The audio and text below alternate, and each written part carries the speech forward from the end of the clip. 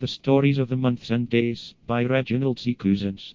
Chapter 13. Stories of the Days. The days of the week are as full of story as the months, but they take us away from the sunlit countries of Greece and Rome to the cold and stormy lands of the Northmen. They are really of greater interest to us, because 4 of these days are named after gods worshipped by the Angles and Saxons.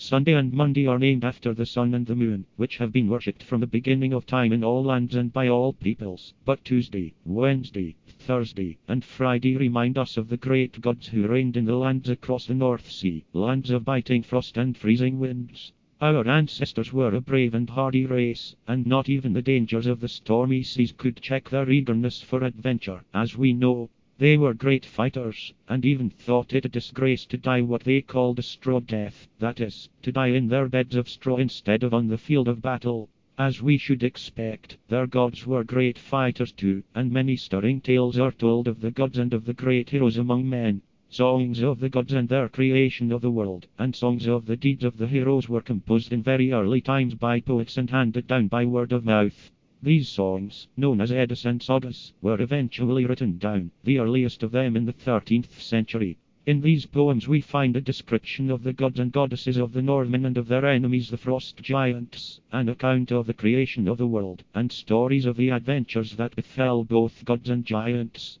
The following chapters contain the stories which are suggested by the names Shiu, Woden, Thor, and Freya, after whom Tuesday, Wednesday, Thursday, and Friday are named, while Saturday suggests to us the great day of Ragnarok, the downfall of the gods, when the gods were overthrown by the powers of evil and the earth was destroyed, and new gods and a new earth rose in their place.